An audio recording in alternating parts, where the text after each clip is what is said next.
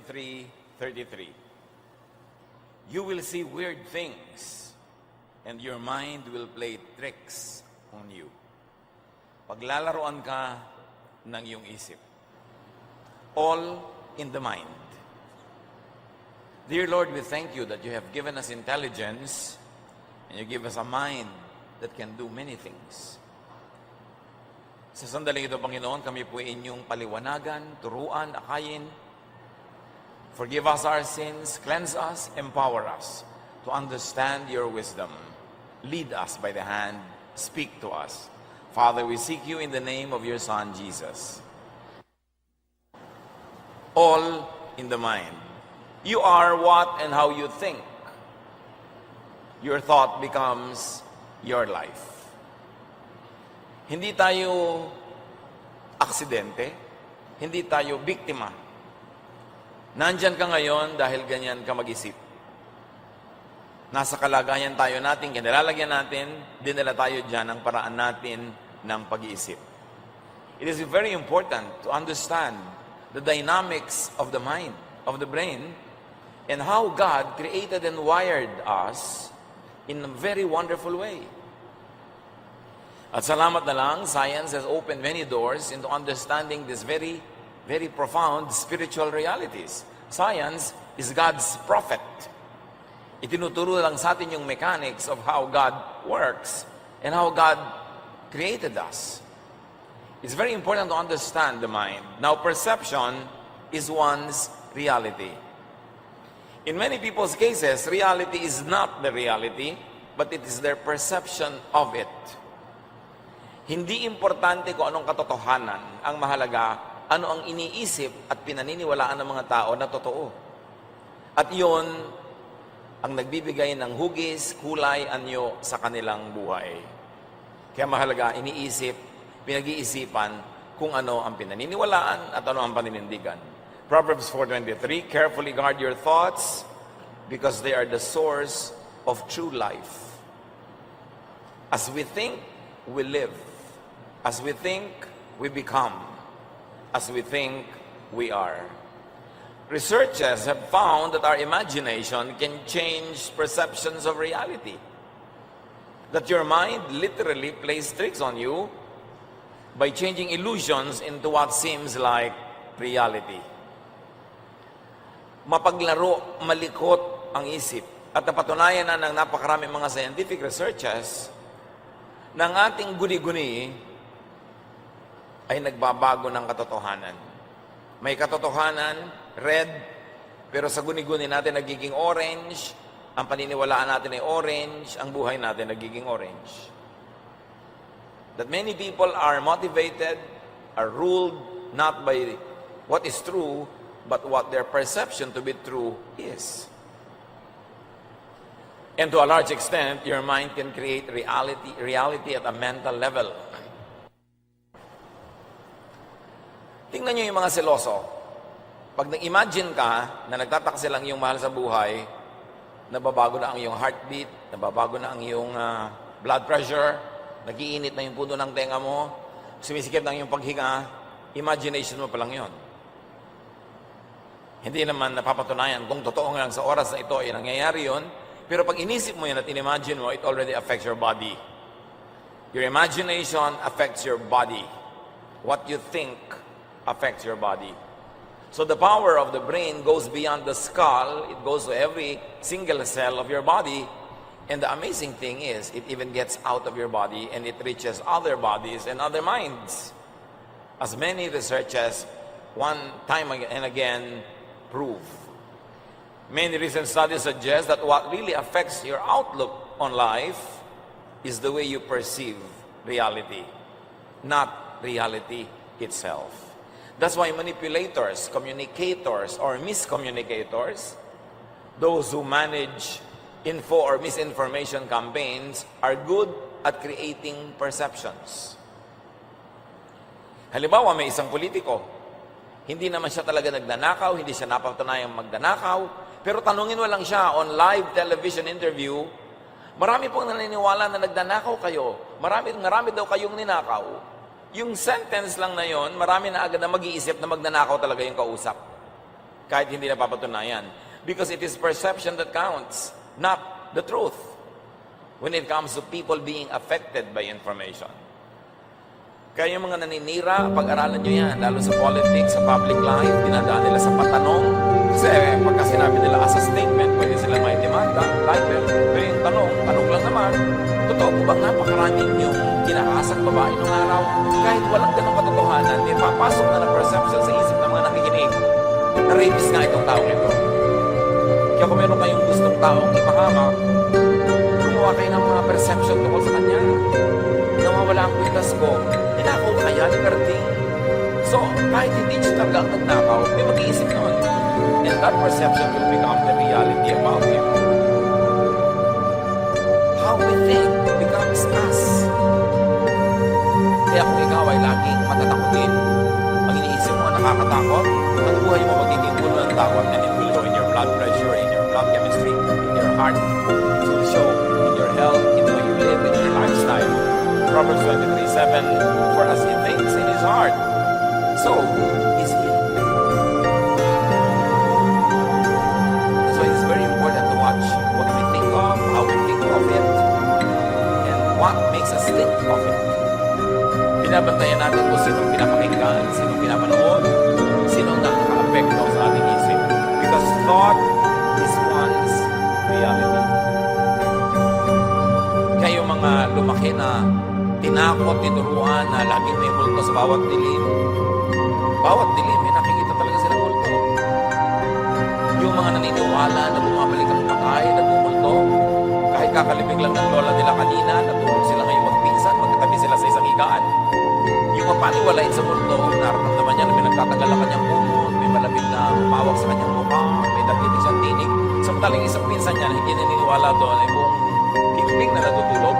Wala namang nararamdaman na nakikita. Because when you think of it, when you believe in it, it becomes your reality.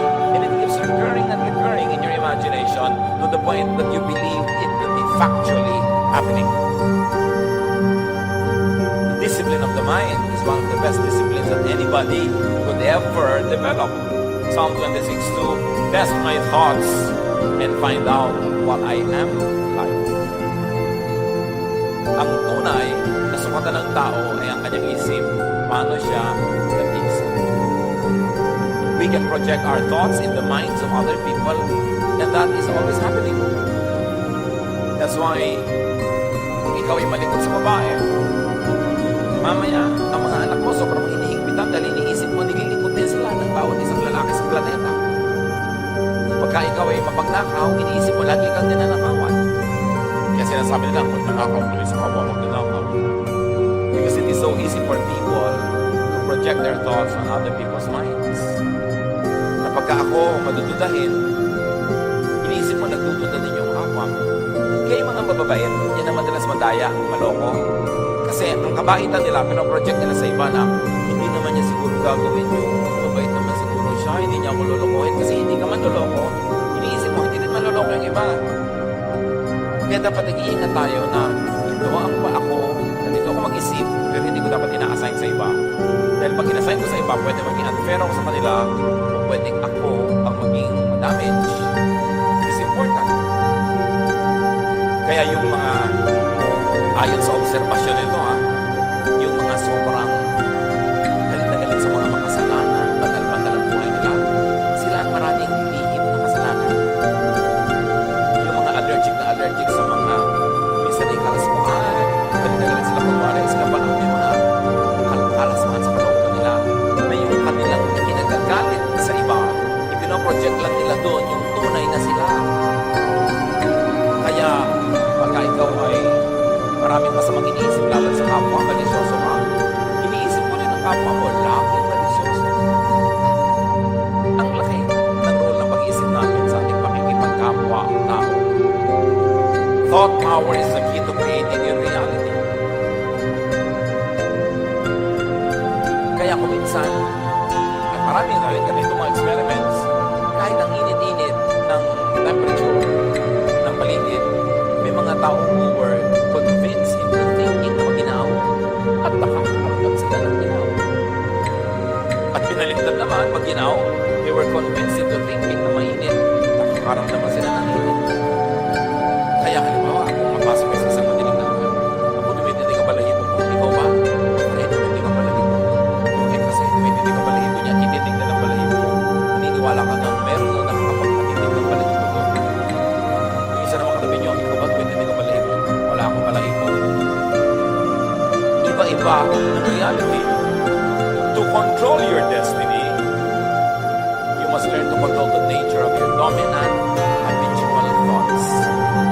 Are your dominant habitual thoughts negative ba o positive?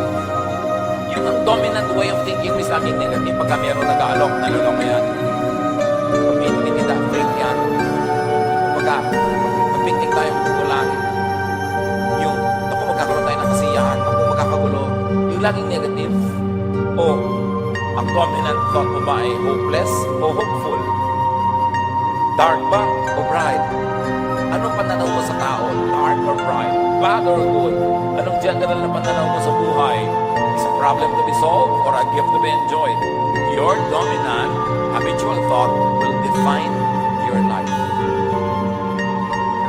Ang dominant habitual thought mo ba about money is hinihingi yan. Dapat ang galing kong manghingi. O pinoproduce yan. Dapat ang galing kong magtrabaho. Because your dominant habitual thought about money will define your economics. Will define how much you have or how much you won't have. How independent you will be or how dependent you will become. Kaya binabantayan, paano ba ako mag-isip? Ano ba ang tingin ko sa magulang? Hingian lang ng pera. Ano ba ang tingin ko sa mga anak ko? Hingian lang ng pera. Paano tayo mag-isip? When we are able to control our thoughts, we are able to control the outcome of our deeds, we are able to control the general direction of our lives. Because thought is very powerful, thought would attract into your life that which you intend to have and experience. Halimbawa, ang isang young person, ang thought niya, meron siyang ambisyon. Anong ambisyon mo? Maging ganito, o maging ganito kayaman, o kaya maging summa cum laude, maging magna cum laude. Yung may ganong iniisip, yun ang meron talagang napakalaking mga pagkakataon na magganap yun, mangyari yun. Your thought is a magnet in reverse. It attracts its own kind. You know, the magnet attracts its opposite. Pero pagka nag-iisip ka, na-attract mo yung iniisip. Kaya lagi nag-iisip na, babibigo ako, yun ang nabibigo. Yung nag-iisip na, magtatagumpay ako. Yun ang nagtatagumpay. Yung lumaki sa hirap na nag-iisip na, ganito lang talaga buhay, wala tayo magagawa. Talagang 30, 40 years later, mahirap pa rin yun. Pero yung hindi lumaki sa hirap, sabi, ayoko lang ganito buhay, papalitan ko ito, iibahin ko ito. Ito yung makakawalag po, hindi yung makakawala, maiiba sa kanyang mga kapatid, sa kanyang mga kamag-anak. Kasi iba siya mag-isip. Kaya iniisip mo pati plano mo sa buhay. Kaya pag may naliligaw sa'yo, kung may nililigawan ka, tatanungin mo, ano ang plano mo sa buhay? Wala ko sa'yo. Wala ko ng plano, kahit ano na lang. Because if you fail to plan, you plan to fail. Non-plan is a plan. Kaya yung mga walang mga insurance plans, meron din kayong plan. You plan not to be insured. Plano rin yun. Dapat nag-iisip because your thought is a magnet in reverse. Yung napoproject mo yung isang bagay, kaya maraming mga motivators, sabi niya, gusto mo magkaroon ng bahay when you are 30 or 40 or 50, i-drawing yung bahay mo, lagay mo lagi sa nakikita mo, iniisip mo lagi yun, para yung direction ng yung buhay, yung mga activities mo, papunta towards that goal. Because when you imagine it, you can make it happen. Bakit ba may mga aeroplanong lumilipad? Di ba? In-imagine lang yan, yung mga nauna nag-isip, tapos dinevelop. Lahat ng mga invention na ating mga na-enjoy, inisip lang yan dati, tapos reality na. Halimbawa, nasa gitna ka ng isang napakalaking birthday party mo, na pinlano mo. Nangyari yon kasi, once upon a time, inisip mong gawin yon. Pag inisip, tapos isunod mo yung action, nangyayari. Generally. Kaya iniisip mo, ano bang iniisip ko sa buhay?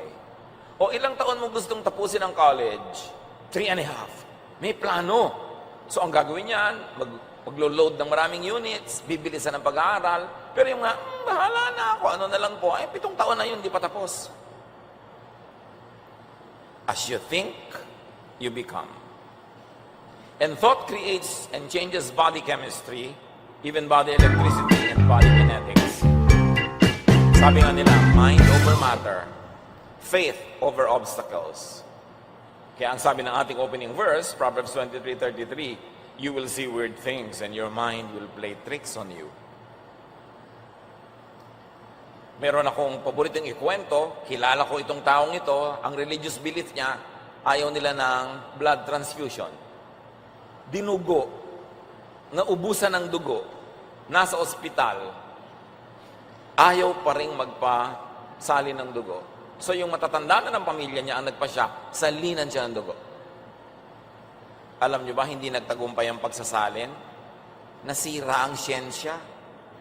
All mechanisms and all technology failed in the blood transfusion because she willed in her mind that her body will not receive blood transfusion. Needless to say, she died. But really, the mind is above matter. And there's nothing evil here. Walang demons involved.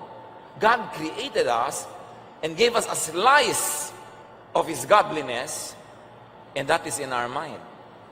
The temple of God is not a rock temple in some faraway city.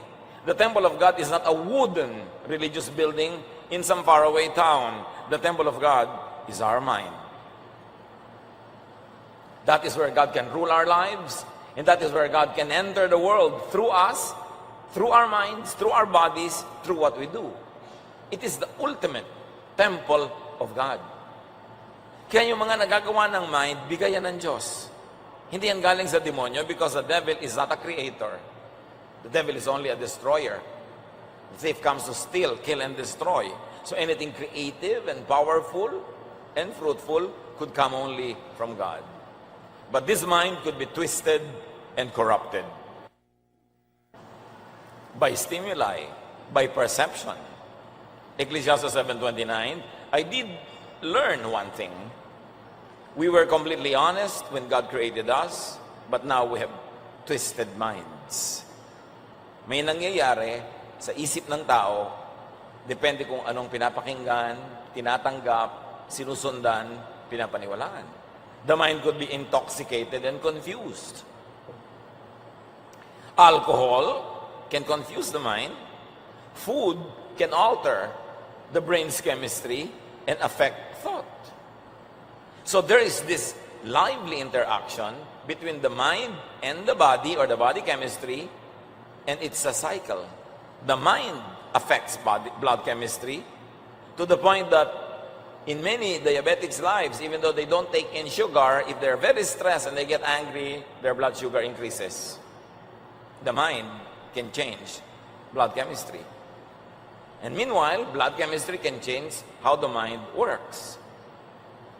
Kaya yan ay dapat nating laging isaalang-alang. The mind could be a source of comfort or torture. Pwede kang panghinhawahin o pahirapan ng pag-iisip. You can think of God and be comforted, but you can always think of what many people call the end times and be tortured. You can think of God's forgiveness and God's greatness and love, and you can be comforted. And you can think of how many religions present God as always angry and vindictive, and you will always be guilty because you are not perfect, so your religion can either comfort or torture you. Your religion can enrich you or make you poor, depending on what kind of face of God that religion is trying to make you see. Many people call on the same God, pero iba-iba ugali, iba-ibang ginagawa, kasi iba-iba ang perception nila of God. As we see, perception, not what is real about God, but our perception of what God is, what God wants, it affects our behavior. The mind could be straightened, cleansed, and renewed, however. Kahit na nababaluktot, narurumihan, pwede namang ituwid at linisin at baguhin. 2 Corinthians 5:17, kaya't kung nakikipag-isa na kay Kristo ang isang tao, isa na siyang bagong nilalang. Wala na ang dati niyang pagkatao. Sa halip, ito'y napalitan na ng bago. At ang tunay na bagong tao, isa lang naman ibig sabihin, bago na ang pag-iisip. Bago na ang paraan ng pag-iisip. Studies have shown that thoughts alone can improve vision, fitness, and strength. Na yung pasyenteng positive thinker, tinatablan ng mabuti ng gamot, ng therapy, ng mga treatment, Pero yung mga negative, hindi naman tatalabi ang gamot na yan. Ay, naku, wala namang kwenta yung doktor ko, mukhang bungo. Pagkatapos, sabi mo, naku, ang pangit-pangit naman ang ospital na to, lalala ako dito. Yun talaga nangyayari. Kasi nasa isip mo, mangyayari. Alam niyo yung placebo effect? Yung binigyan ng isang grupo ng pasyente na tinurukan ng tubig lamang, yung isang grupo, tinurukan talaga ng totoong gamot, pero pinapaniwala sila pare-pareho na gamot ang itinurok sa kanila, kahit tubig lang ang itinurok doon sa isang grupo, nagalingan. At yun ang tinatawag na the placebo effect. And placebo effect works because of the power of thought. Tinuturukan ka ng tubig, pero sabi mo, ako, gagaling na ako, naturukan na ako. Gumagaling nga. Nalampasan ng paniniwala yung limitasyon ng tubig. Pero yung tinuturukan ng totoong gamot, tapos negative, mamamatay na ako, hindi na ako gagaling, ako, ang lungkot ng buhay, hindi tinatablan. Yun naman sinasabi nila na iba, the reverse of placebo. Body chemistry, electricity, and kinetics create and affect emotion. Kaya may mga pagkain talaga nakakapagpatamad, may nakakapagpasaya, may nakakalungkot. Kaya may mga gamot na uppers, pampasigla, may mga downers, pampakalma kung sobra ka namang hyper. Tinatablan talaga ng mga chemicals na yan ang ating isip, ang ating emosyon.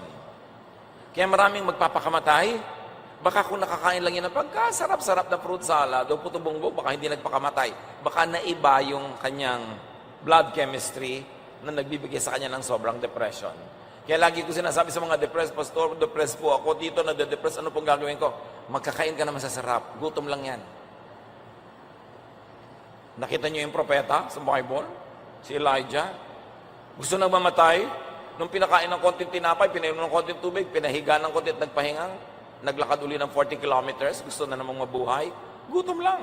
And gutom is body chemistry. Kaya maraming yung mga sobrang nagpapapayat para sumeksi, madalas malungkot, nade-depress. Kasi kulang sa pagkain. Sa kapayatan, naliligo sa shower, hindi na mabasa, ayaw tamaan ng tubig. Ganun na kapayat. Pag nakatayo sila sa may pinto, may kumuha sa kanila, akala pa yung, uy, tao ako, hindi ako pa. Ay, ang payat mo na kasi. Pero, depressed. Kasi deprived pala siya. Kaya sabi ng Desiderata, many fears are born of fatigue and loneliness.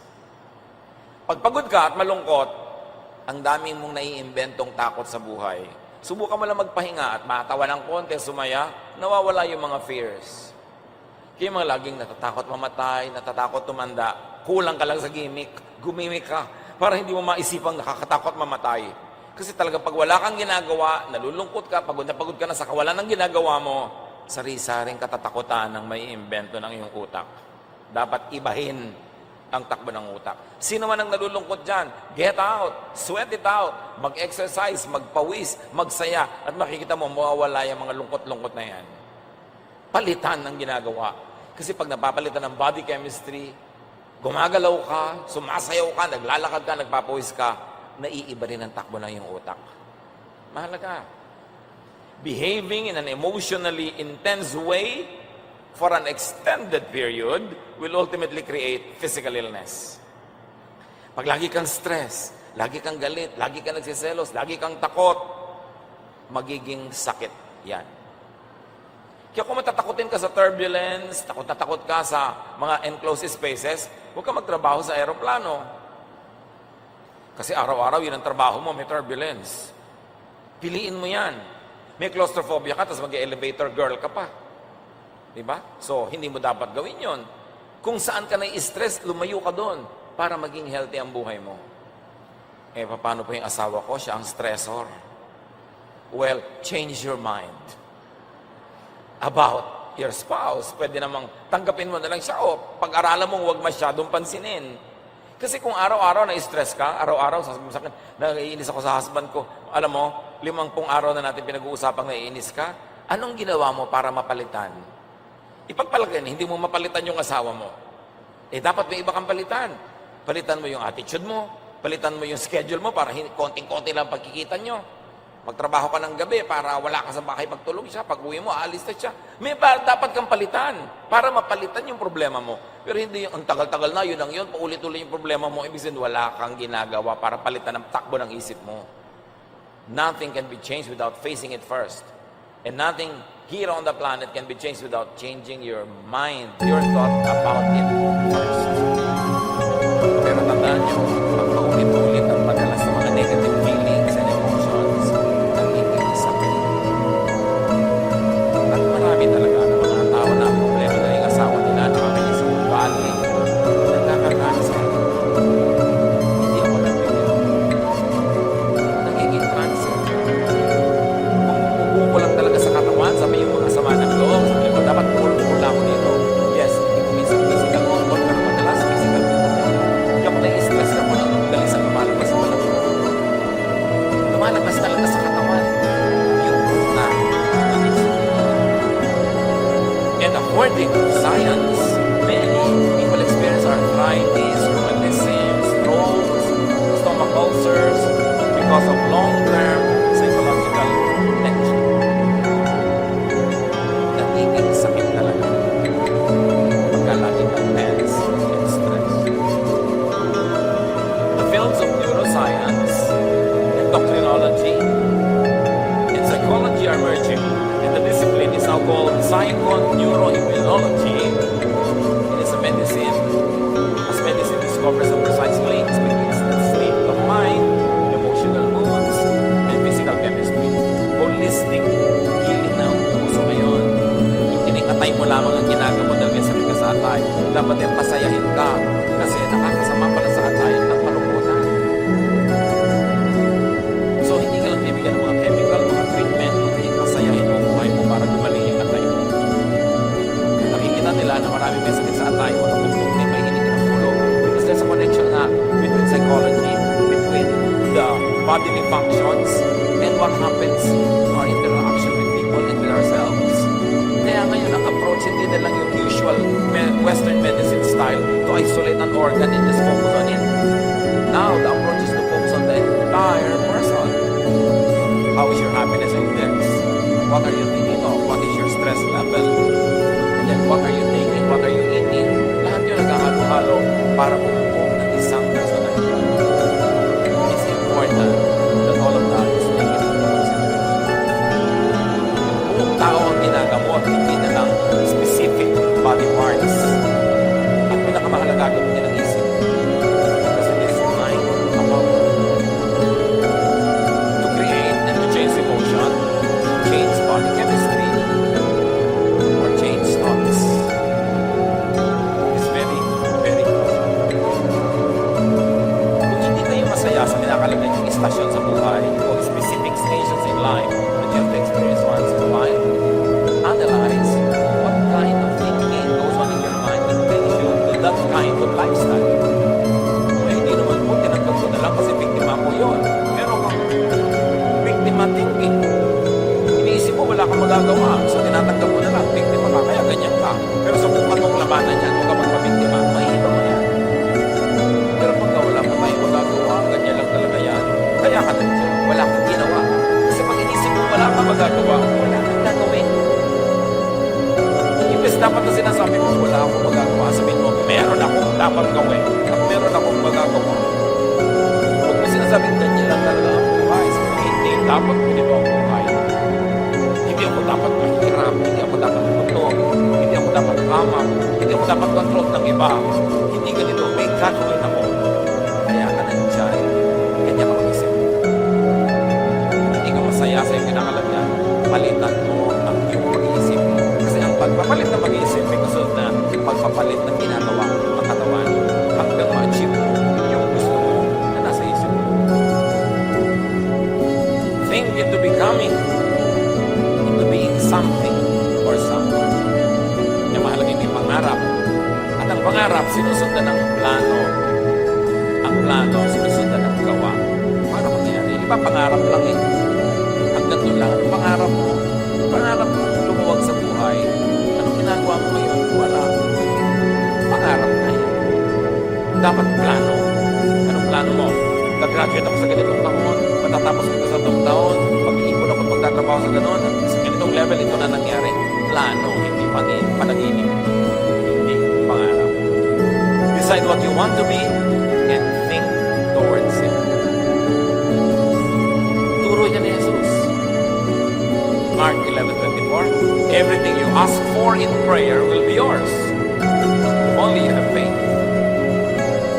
But engage this verse from another vantage point. Everything you ask for, everything you believe in, because if you don't believe in it, you will not ask for it. Everything you believe in, everything you think of in prayer will be yours if you have faith, because faith will turn into action, into a game plan. Then it will happen. Kung ano ang pinaniniwalaan mo, anong iniisip mo, anong gusto mo, ipag-pray mo. Pero hindi ibig sabihin lang ng prayer, this I pray in Jesus' name, amen. Tapos wala kang gagawin. Ang tunay na prayer, may ginagawa. Kakambal nung verbal prayer, yung actual kilos ng katawan. Because faith, if it has no works, is dead.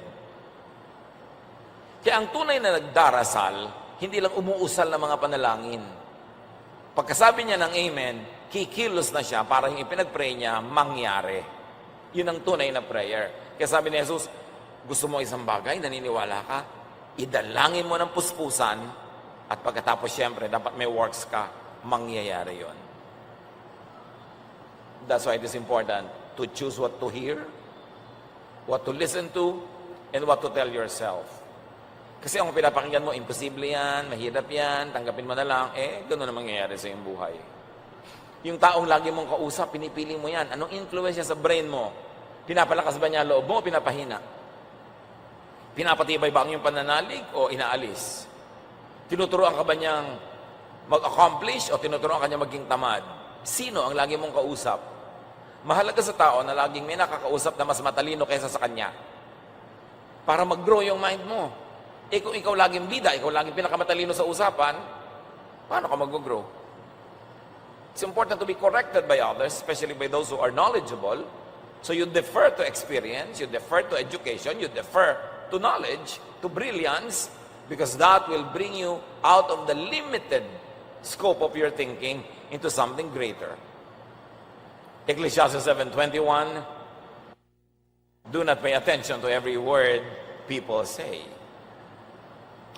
So don't pay attention to everyone, and don't pay attention to everything someone says. Pinipili mo kung ano yung makaka-construct sa iyong mind, kung ano yung makakapagpayaman sa iyong isip, makakapagpa-asenso ng iyong buhay. Kanina sinabi natin na placebo effect. Nakakapagpagaling kahit hindi talaga gamot ang tinake. But if the mind can be used to heal, it can also be used to kill. Yung tinatawag na nocebo effect. Negative beliefs or expectations. Hindi ka nagagaling, mamamatay ka na. Pag pinaniwalaan mo yon, unti-unti ka talaga maupos.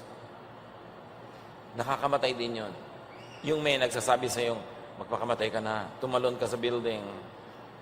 Hindi demonyo ang nagsasabi sa iyo noon, ikaw din. Sometime in your life, you were convinced that you should die, that you are worthless, that you should end this suffering. So merong tumalon ka sa building, o laslasin mo na ang iyong pulso, o lulunin mo na lahat ng mga tabletas na ito, o saksakin mo na ang puso mo, ibagsak mo yung ulo mo sa bato, kung ano-ano. Diba? Pagtutusukin mo ang sarili mo ng mga karayom, hanggang magdugo ka at maubos ang dugo mo. Yan ay galing sa sarili mo ng isip. Kaya yung mga tao nag-iisip ng mga ganyan, dapat may makausap na iba para maibatakbo ng isip, lumabas, may ibang ihip ng hangin. Because that is only temporary insanity. Pag hindi natuloy yung pagpapakamatay mo ngayon, bukas, nagpapasalamat ka, salamat, hindi natuloy. Dapat lang makalampas ka sa ganung oras ng kadiliman ng isip. Negative beliefs, negative expectations. Hindi ako mananalo sa contest na yan. Paano ko nga mananalo? Hindi nila ako mahal. Wala ako makikitang magmamahal sa akin. Kaya mahalin mo ako para sa lahat ng mga hindi nagmahal sa akin. Maricel. Importante na, bakit mo hahanapin ng pagmamahal? Mahalin mo yung sarili mo, alagaan mo yung sarili mo, i-assign mo yun sa iba. Attitude. When you have a defeatist attitude mo, the world owes you a living, kailangan ka laging tulungan, kailangan ka laging kupkupin, talunan. You will not be in command of your life. Pagka ganon.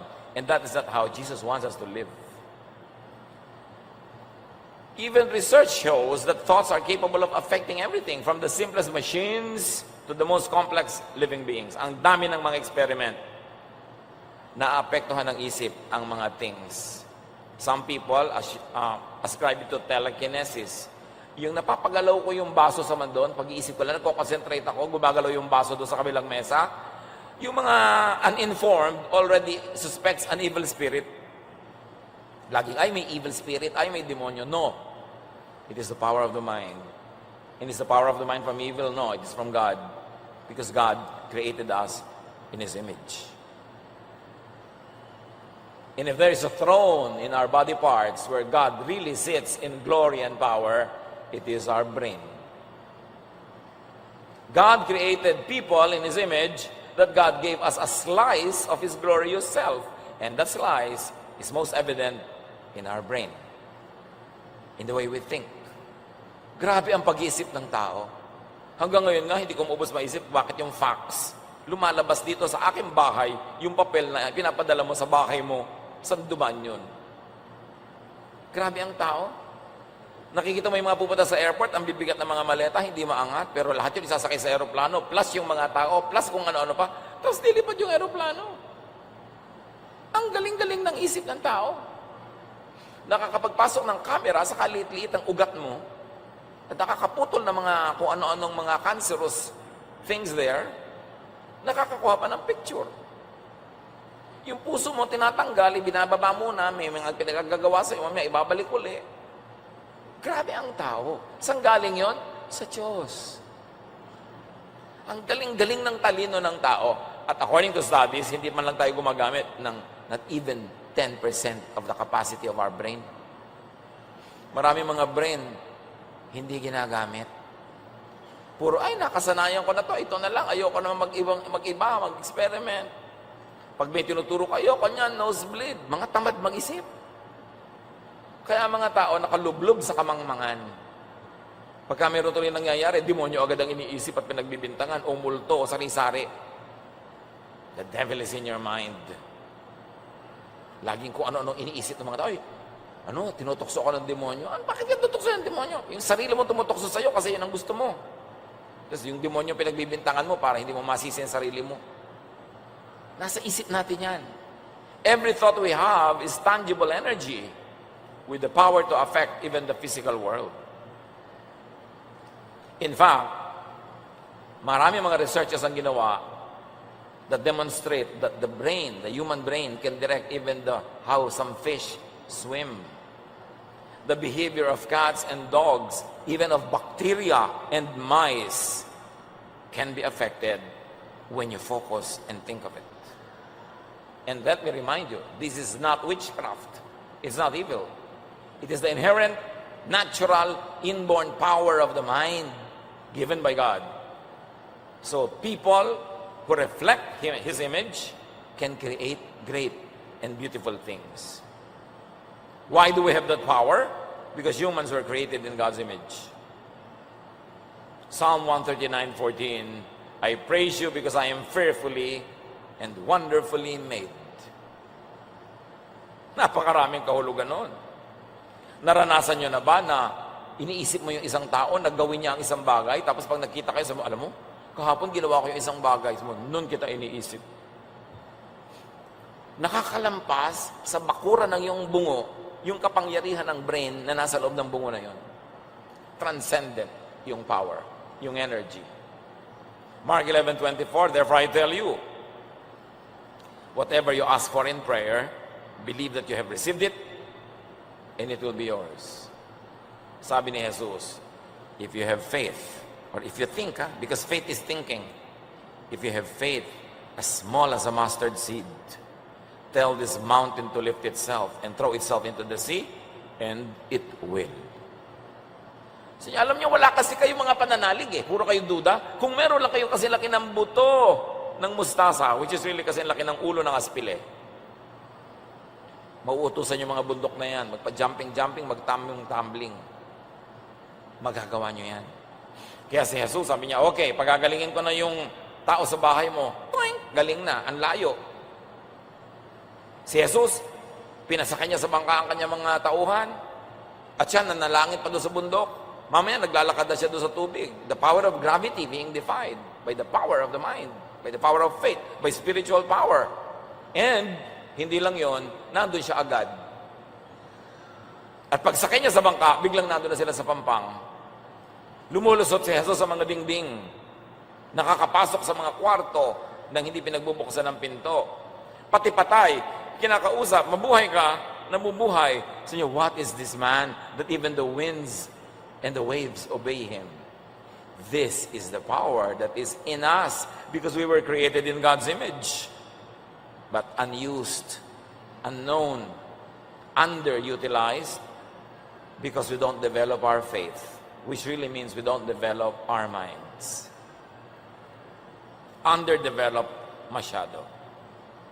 Quantum physics has proven that living things are constant transmitters and receivers of measurable energy. Na lahat ng nilikha ng Diyos na may buhay ay nakakapagpadala at nakakatanggap ng lakas. Galing sa isa't isa. Kaya di ba, kumisa nga, ang hina-hina ng loob mo, pero nakita mo lang yung kung sino, tatay mo, o boyfriend mo, o kawag-anak mo. Ang sigla mo na agad, buhay na yung loob mo. Lumipat na yung energy niya sa'yo. Meron naman na saya-saya mo nung makita mo, bigla kang nalambot, nawalan ka ng gana. And there are people who brighten up a room just by leaving it. Meron naman, pagpasok, alam mo, may energy. Lalo yung mga great personalities, leaders, or mga talagang merong kakaibang pagkatao, pumapasok pa lang sa isang hall, ramdam mong nandun siya. May kapangyarihan, may energy. Ang ating espiritu, which is really our minds. And it has been proven that thoughts are bundles of electromagnetic energy. And new models of consciousness depict it as being able to move beyond physical boundaries like energy does. So yung mga telekinesis na yan, hindi ang gawa ng demonyo. Very interesting study of the power of the mind given by our Creator. Science of faith. Faith in science is a very interesting area of study for spiritual and religious people. Sabi ni Jesus sa Matthew 7:7, ask and it will be given you. Seek and you will find. Knock and the door will be open to you. But to ask, to seek, to knock is to really think. And it is to believe. You are asking because you believe that you will be answered. You are seeking because you believe that you will find. You are knocking because you believe that the door will be open to you, because otherwise you won't do such things. That's why if you do such thing in faith, by faith, if you believe, it will happen. The power of faith, the power of prayer, that is what many religious people call it. Control your thoughts to control your emotions. Psalm 63:6, I think about you before I go to sleep, and my thoughts turn to you during the night. Diyos ang kausap dito. Bago ako matulog, ikaw ang iniisip ko, pinagbubulay-bulayan, nagmumuni-muni ako tungkol sa iyo. At sa kalaliman ng gabi, ang aking isip ay papunta sa iyo, nakatuon sa iyo. Think of God often. Because God is the source of all the positive energy, all hope, strength, power. Pero kayo, anong iniisip nyo bago matulog? Problema? Babangungutin kayo. The power of thought. Matutulog na lang, manonood pa ng horror, kasi ina-expect nyo na mahimbing ang tulog. O kaya matutulog ka lang, nanonood ka pa ng news, paano ka sasaya? Magbabasa ka pa ng mga post mo sa Facebook, ang dami nagko-comment, binabash ka pa. Hindi ka dapat nagbababasa niya pag matutulog ka na, ang isipin mo ang Diyos. Panalangin, magbulay-bulay, para payapa ang tulog.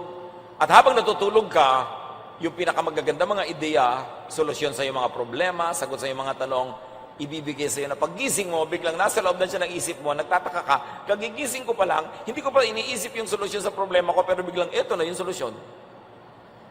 Kasi inisip mo ang Diyos bago ka matulog. Mga kapatid, kung anong gusto niyong laman ng isip niyo paggising, yun ang isipin niyo bago mahiga or pagkahiga.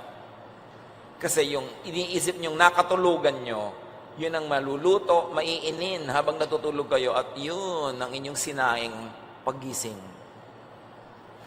Kung anong gusto nyong gisingan na mundo, yun ang tulugan nyo na mundo, yun ang isipin. At mahalaga, mag-focus sa Diyos. Let God dwell in your mind because your mind is the temple of God. The true temple of God is not a house of stone or wood or gold. The true temple of God is your mind. Yan ang tunay na tahanan ng Diyos na gustong tahanan ng mga impakto, ng mga kontrabida, ng mga negative. Pero bakit niyo papayagan? Kaya dapat binabantayan mo ang iniisip mo. At kung hindi ka masaya sa iyong buhay, o may mga bahagi ng iyong buhay na hindi ka masaya, baguhin mo yon sa pamamagitan ng pagbabago mo na ng iyong iniisip tungkol doon. Change your attitude, change your mind, change your values, change your approach, so it will change. Romans 12:2, let God change the way you think. Then you will know how to do everything that is good and pleasing to Him. So offer your mind and your thoughts to God. Let God dwell in your mind. Let God enter your world and the world through your mind. Paano tutulong ang Diyos sa mga nangangailangan? Papasukin mo siya sa iyong isip, ma-realize mo na matulungin ng Diyos, tapos sundin mo siya, tutulong ka, pumasok ang mundo sa buhay ng iba sa pamamagitan mo. Ang entry point ng Diyos, yung mind mo. Kasi pag pinaniwalaan mo na, gagawin mo na, so sa Diyos ka magpasakop. Develop your mind so you could know God more. 2 Corinthians 3:18, so our faces show the bright glory of the Lord. As the Lord's Spirit makes us more and more like our glorious Lord. Said simply, God changes us into ever-increasing likeness of Jesus. One of the greatest goals in life is to be more and more like Jesus. So discipline your mind to focus on what is uplifting. Don't focus on what makes you feel low.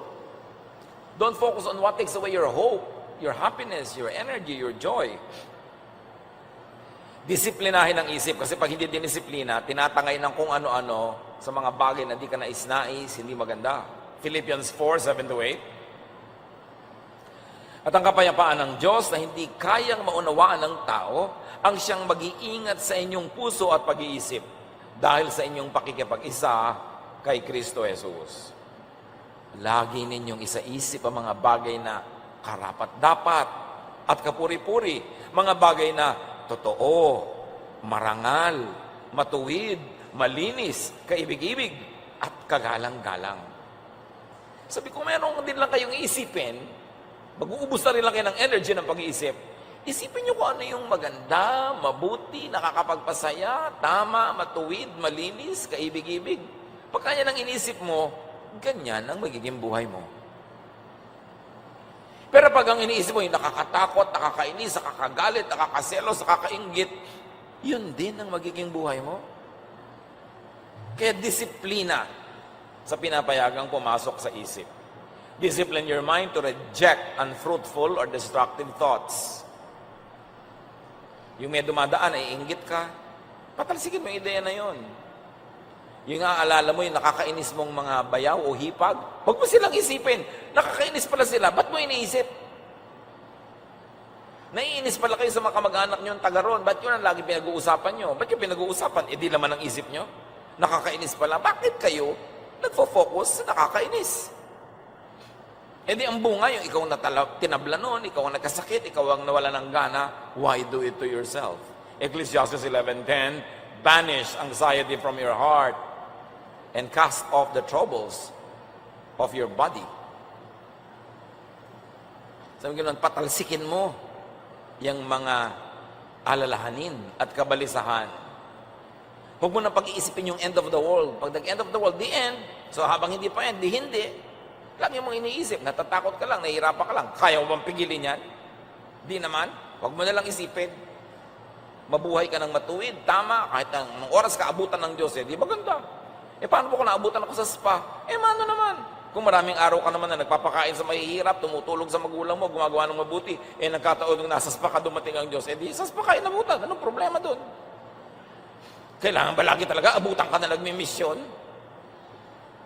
Kaya yung iba, pag darating na ang Diyos, puro mission na, hindi na magtatrabaho, hindi na magpapahinga.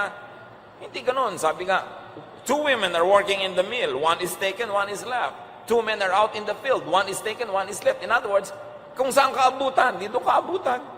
Live normally. Huwag mong problemahin yung end times na yan. Pampatakot lang Wala ka namang mapapala.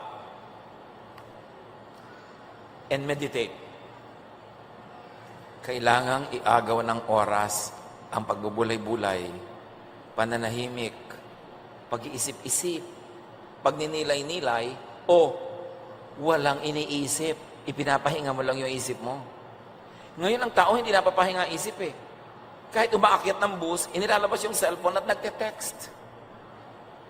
Matatahimik lang ng konti, uupo, naghihintay ng order sa restaurant, bubuksan agad yung cellphone. Wala nang panahon na bakante para medyo makapag-isip-isip naman, makapagnilay-nilay, o kaya walang isipin. Pahinga rin yun. Do not mistake activity for achievement. It's not because that you're always busy thinking about something, it means that you're accomplishing something already.